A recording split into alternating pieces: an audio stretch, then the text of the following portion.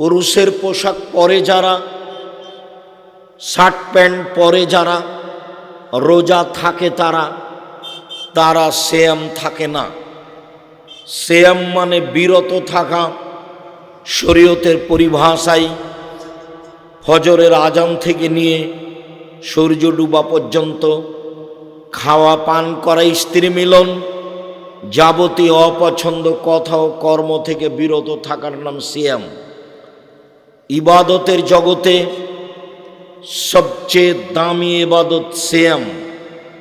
সালাত একটি গুরুত্বপূর্ণ ইবাদত, এ কথাই ঠিক। ইবাদতের জগতে সালাত ব্যতিক্রম, ভিন্ন ধরনের ইবাদত। তারপরেও সালাত এমন একটি ইবাদত যার কোনো আপোষ নেই। সিয়াম যত দামি ইবাদত হোক না কেন, সিয়ামের আপোষ আছে। রমজান মাস, আমি অসুস্থ, আমি সিয়াম ছেড়ে দিলাম, অন্য সময় রাখব, এই যে আপোষ, সালাত এরকম আপোষ রাখে না। হজ একটি বড় ইবাদত, কবুল হয়ে গেলে লোকটা হয়ে যায় সেই দিনের মতো যেদিন তার মা তাকে জন্ম দিয়েছে, নিষ্পাপ হয়ে যায়। এর পরেও হজ এই ইবাদতের সাথে আপোষ চলে। এবছর যেতে চাচ্ছিলাম, সুবিধা হলো না, সামনে বছর যাব, যান, এই যে আপোষ আছে। কিন্তু সালাতে কোনো আপোষ নেই।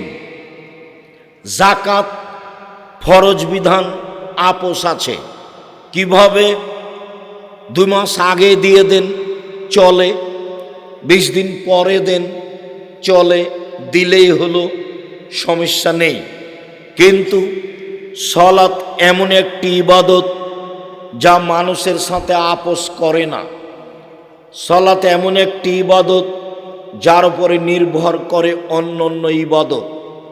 সালাত যদি কবুল হয় তাহলে অন্য ইবাদত কবুল হবে। সালাত যদি কবুল না হয় তাহলে অন্য ইবাদত বাতিল বলে গণ্য হবে। সালাত এমন একটি ইবাদত যে কোনো সময়ে, যে কোনো স্থানে, যে কোনো অবস্থায় আদায় করতেই হবে। অজু করে সালাত আদায় করতে হয়, পানি নেই, তায়াম্মুম করে সালাত আদায় করতে হবে। মাটি নেই, অজু ছাড়া, তায়াম্মুম ছাড়া এমনিতেই সালাত আদায় করতে হবে। কেবলামুখী হয়ে সালাত আদায় করতে হয়, কেবলা বোঝা যায় না, কেবলা ছাড়াই সালাত আদায় করতে হবে। দাঁড়িয়ে সালাত আদায় করতে হয়, দাঁড়িয়ে থাকা যায় না, বসে থেকে সালাত আদায় করতে হবে। বসে থাকা যায় না, শুয়ে থেকে সালাত আদায় করতে হবে, করতেই হবে। পরিষ্কার কাপড় পরে সালাত আদায় করতে হয়, পরিষ্কার কাপড় নেই, যেই কাপড়ে পেশাব পায়খানা লেগে আছে সেই কাপড় পরেই সালাত আদায় করতে হবে। পরিষ্কার ও অপরিষ্কার কোনো কাপড়ই নেই, আপনি উলঙ্গ হয়ে আছেন, মহিলা পুরুষ, সালাতের টাইম হয়ে গেছে, উলঙ্গ অবস্থাতেই সালাত আদায় করতে হবে, করতেই হবে। পৃথিবীর এক ব্যতিক্রম ইবাদত সালাত। এ কারণেই ইমাম আহমদ ইবনে হাম্বল রাহিমাহুল্লাহ বলেছেন, কেউ যদি, আচ্ছা নাহিদ একটু দেখো তো, এই মুখ খুলছো না, তোমার লজ্জা হয় না? তোমাকে তো বারবার নিষেধ করছি, বেশরমা মেয়ে, মুখ খুলছো কেন? ওখানে কোনো সম্মানী ভদ্র মহিলা থাকলে ওকে হাত ধরে ঝাঁকি দিয়ে বসান তো, বেয়াদব মেয়েটাকে। বেশরমা কথা বলে কেন? ওকে নিষেধ করছি, শরম হয় না? ওর মুখ খুলে কেন? ওখানে একটা কোনো মুরব্বী মহিলা থাকলে ওকে ধমকে বসান তো দেখি, ওকে বেয়াদব। আমি এখানে কথা বলছি, মুখ খোলো কি করে? মুখ খোলো কি করে? হেঁটে বেড়াচ্ছ কেন? কেন হেঁটে বেড়াচ্ছ? তোমার হাঁটা দেখতে এসেছি?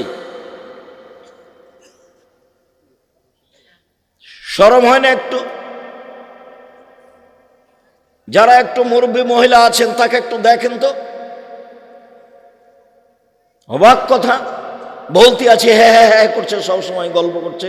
তোমার গল্প শুনতে এসেছি নাকি? সম্মানিত দিনী ভাই বোন, ইমাম আবু হানিফা রাহিমাহুল্লাহ বলেন, ইমাম আহমদ বিন হাম্বল রাহিমাহুল্লাহ বলেন, অলসতা করে কেউ যদি সালাত ছেড়ে দেয় তাহলে তাকে হত্যা করতে হবে, বেঁচে থাকার সুযোগ নেই। ইমাম আবু হানিফা রাহিমাহুল্লাহ বলেন, কেউ যদি অলসতা করে সালাত ছেড়ে দেয় জেলখানায় বন্দি করে পিটিয়ে সালাত আদায় করাতে হবে। বর্তমান আরবি বিদ্বানগণ বলেন, স্বামী সালাত আদায় করে স্ত্রী করে না, স্ত্রী সালাত আদায় করে স্বামী করে না, তাহলে বিভাগ কেটে গেছে। চেয়ারম্যান লাগে না, মেম্বার লাগে না, কাজী লাগে না, খাতা কলম লাগে না, বিভাগ এমনিতেই গেছে। তারা আরো বলতে চান, এই সময়ে এই মারা গেলে এর জানাজা হবে না। জানাজা তো হবে না, হবেই না। এই লাশ মুসলমানের কবরস্থানে দাফন করা হবে না, এই লাশকে শ্মশান ঘাটে ফেলে দিতে হবে। হিন্দুদের তার নাম সলাত। এর পরেও সলাত যতই ভিন্ন ধরনের ইবাদত হোক না কেন, কেউ যদি বলে এটা সেম, রোজা সেম, সলাত সিয়ামের সমপর্যায়ের ইবাদত, তাহলে ভুল হবে। সিয়াম এমন একটি ইবাদত যার সমপর্যায়ের ইবাদত পৃথিবীতে নেই। এটার নাম সিয়াম, রোজা। সলাত সিয়ামের সমপর্যায়ের ইবাদত জিনা। হজ সিয়ামের সমপর্যায়ের ইবাদত জিনা। সিয়ামের সমপর্যায়ের ইবাদত পৃথিবীতে নেই। তাসবিহ তাহলিল জিকির আজকার সিয়ামের সমপর্যায়ের ইবাদত জিনা। রাসূল সাল্লাল্লাহু আলাইহি সাল্লাম না করে দিয়েছেন, সিয়ামের সমপর্যায়ের ইবাদত পৃথিবীতে নেই। সিয়াম পালন করে নেকি পাওয়া যায় না, জান্নাত পাওয়া যায়। ধারাবাহিকভাবে বললে আপনি স্পষ্ট বুঝতে পারবেন। চলেন দেখি। সম্মানিত দিনী বোন, আবার আপনাকে একটু বলি, মুখটা বন্ধ রাখেন। যারা মুরব্বী মহিলা তারা একটু চেষ্টা করেন, মুখ খুললেই আপনি তাকে আর মুখে বলবেন না, তাকে একটু ইশারা করে সতর্ক করবেন। এতবার বলার পরেও মুখ বন্ধ করে না কেন? আর একটু শরম হয় না কেন? হায়া হয় না কেন? সম্মানিত দিনী বোন, রাসূল সাল্লাল্লাহু আলাইহি সাল্লামকে মূল্যায়ন করেন, আপনাদের জন্য জান্নাত সহজ। গল্প করছেন কেন? বাপ ভালো মানুষ নয় সেই জন্য গল্প করছেন কেন? স্বামী কাপুরুষ, ঘৃণিত স্বামী, সেই জন্য। স্বামী যদি এরকম ক্ষমতাশীল হতো তাহলে তো আপনি এখানে মুখ খুলতেন না, আর একজন গায়ের উপর দিয়ে চলে গেলেও। আর একজন গায়ের উপর দিয়ে চলে গেলেও মুখ খুলতেন না। এই জন্য বলেছি আপনি আপনার আব্বাকে চাচা বলে ডাকবেন। বাপ মানে তো ক্ষমতা, বাপ মানে তো ক্ষমতা। বাপ কাকে বলে দেখবেন, বহুদিন এই মাঠে দেখিয়েছি। আজকে একটু দেখাই বাপ কাকে বলে। মেয়েটা কথা বলছে কেন? ওর বাপ অযোগ্য ওই জন্য, ওর বাপ একটা কাপুরুষ এই জন্য, ওর বাপ কুকুর শৃগালের মতো জীবিকা নির্বাহ করে সেই জন্য। বাপ কাকে বলে? এক মিনিট। আয়েশা রাদিয়াল্লাহু তাআলা আনহা বলেন, আমরা এক সফরে ছিলাম, যুদ্ধে, বাড়ি ফিরে আসছি, হঠাৎ করে আমার গলার হার হারিয়ে গেল। হারটি আমার বড় বোন আসমার ছিল, খুঁজে পাচ্ছি না।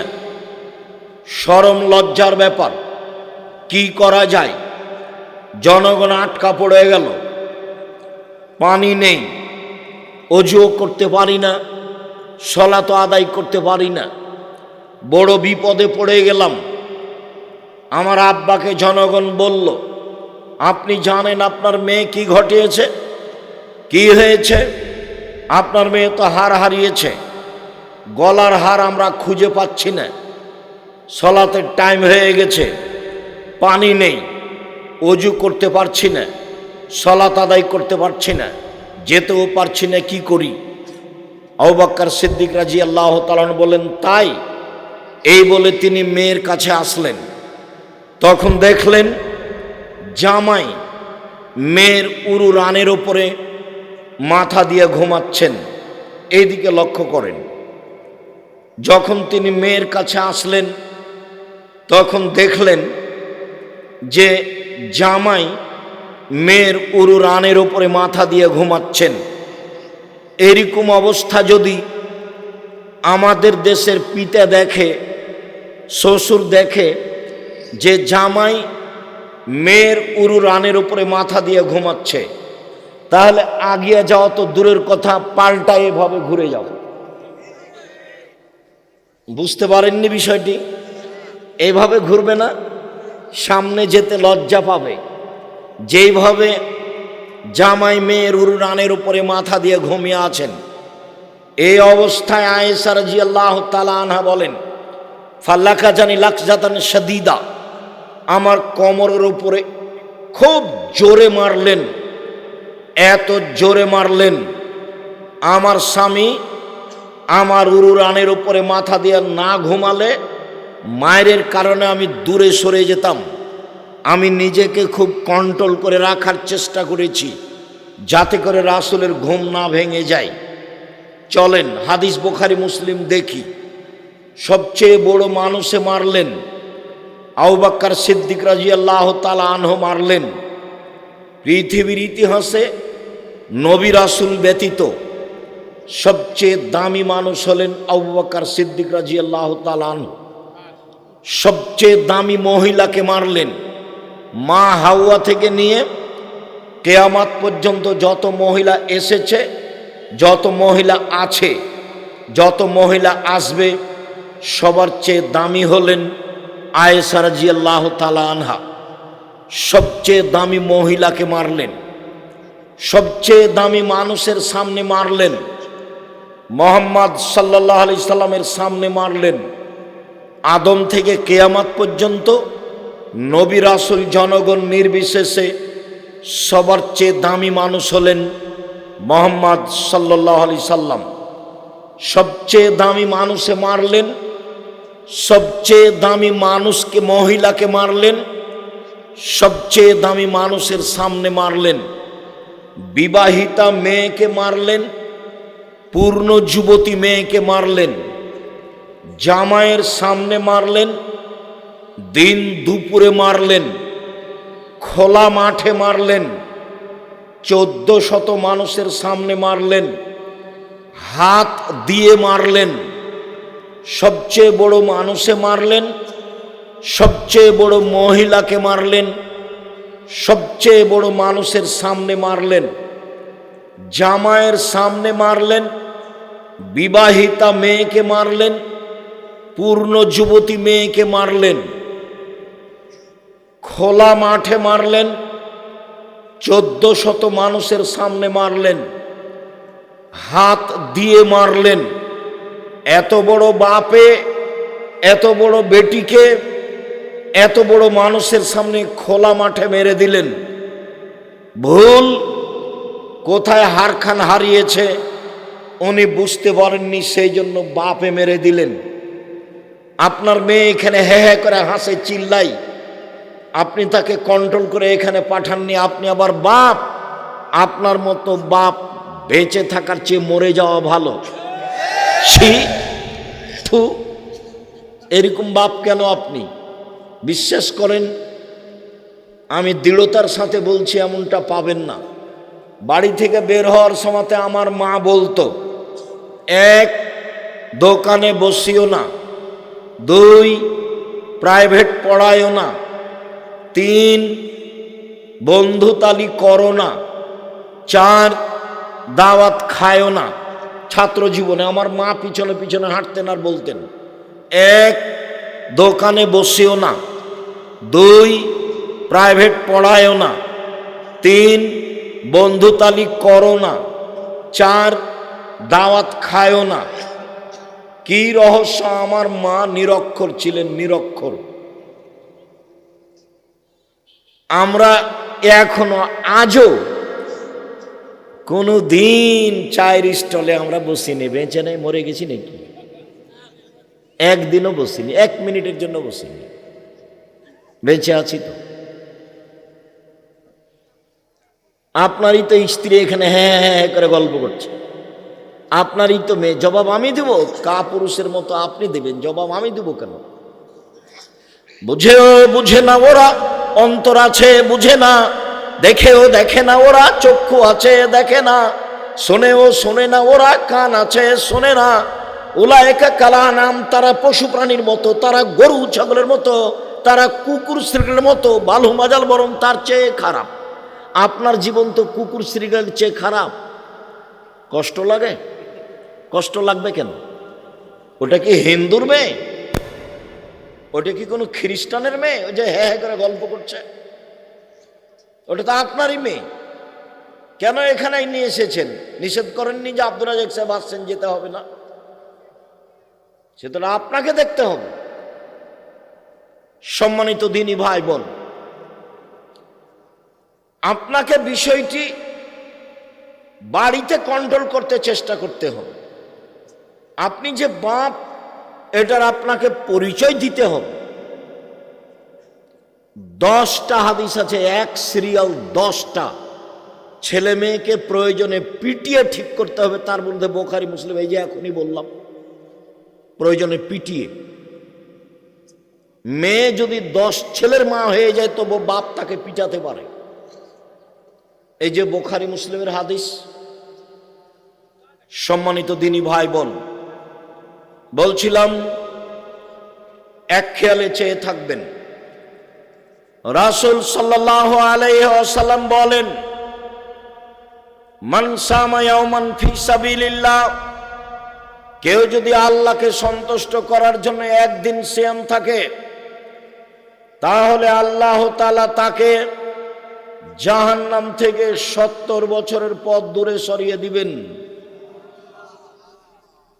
আমর ইবনে আব্বাস রাদিয়াল্লাহু, রাসূল সাল্লাল্লাহু আলাইহি সাল্লাম বলেছেন, মান সামা ইয়াওমান ফি সাবিলিল্লাহ বুইদা মিনহুন নার মাসিরাতা মিয়াতে আম, কেউ যদি আল্লাহকে সন্তুষ্ট করার জন্য একদিন সিয়াম থাকে, আল্লাহ তার থেকে জাহান্নামকে সরিয়ে দিবেন 100 বছরের পথ।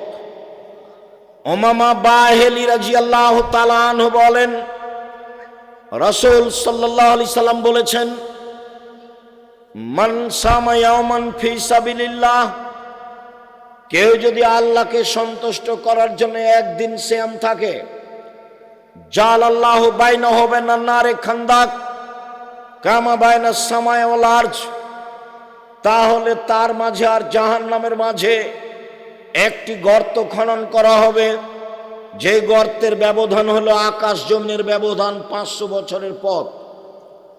শুনুন, এক হাদিসে বোঝা গেল একদিন সিয়াম থাকলে জাহান্নাম আপনার থেকে সরে যাবে 70 বছরের পথ। দ্বিতীয় হাদিসে বোঝা গেল একদিন সিয়াম থাকলে জাহান্নাম আপনার থেকে সরে যাবে 100 বছরের পথ। তৃতীয় হাদিসে বোঝা গেল একদিন সিয়াম থাকলে জাহান্নাম আপনার থেকে সরে যাবে 500 বছরের পথ। ফলাফলে লোকটি জান্নাত পাবে। সিয়াম থাকলে নেকি পাওয়া গেল না জাহান্নাম সরে গেল? কেউ যদি জানাজার সলাতে যায়, 1 কেরাত নেকি পাবে। 1 কেরাত সমান 1 উহুদ পাহাড়ের সমান নেকি। কেউ যদি মাটি দেওয়া পর্যন্ত থাকে, তাহলে 2 কেরাত নেকি পাবে, 2 উহুদ পাহাড়ের সমান নেকি। উহুদ পাহাড় হলো 4 কিলোমিটার প্রশস্ত, 8 কিলোমিটার লম্বা। নিচে কত আছে তা মানুষ জানে না। জানাজায় উপস্থিত হয়ে মাটি দেওয়া পর্যন্ত থাকলে 2 উহুদ পাহাড়ের সমান নেকি হয়, মানে অনেক নেকির কাজ। কোরআন মাজিদের একটা অক্ষর পড়লে 10 নেকি হয়। আলিফ লাম মিম মানে 30 নেকি হলো। এটা বাড়তে থাকবে, বাড়তে বাড়তে 700 আরো অনেক বেশি হবে। সম্মানিত দিনী ভাই বোন, যারা আপনারা পুরুষ মানুষ, তারা একটু এদিকে খেয়াল করে থাকেন। ওই সাইডটা আপাতত এখন আর কানে নিয়েন না, আপনি একটু এইদিকে খেয়াল করে থাকেন। মানে কন্ট্রোলে আসছে না এই জন্য যে হুঁচলা মহিলা চিল্লাচ্ছে, ও তো বয়স্ক মহিলা, ও তো বুঝছে যে আমি তো জোরে কথা বলছি, তা আমাকেই তো নিষেধ করা হচ্ছে। তা আমি যদি চিল্লিয়ে কাউকে থামতে বলি, তাহলে থামবে কে? এইটুকু তো তার হুঁশ থাকা দরকার, যে আমি যে আর একজনকে চিল্লিয়ে বলছি, এই এভাবে বলছি, তো ওরই তো কণ্ঠ আর একজন শুনতে পাচ্ছে। তো এই কন্ট্রোল তো এখানে হবে না, এটা তো আপনার জিম্মেদারি ছিল। আমরা যদি সপরিবারে এখানে 1 মাস থাকি, 1 মাস, আপনি বুঝতে পারবেন না যে আমরা এখানে সপরিবারে আছি। আপনাকে বলেছি 3 মাস, অহংকারও করিনি, গৌরবও করিনি। আসেন বাসায় 3 মাস থাকবেন। 3 মাসে খাওয়ার জন্য চিন্তা করতে হবে না। কোনো সময় যদি পর্দার ব্যতিক্রম দেখা যায়, 3 মাসে জাতির সামনে বক্তব্য দিব না। 3 মাস থাকবেন, খাবেন।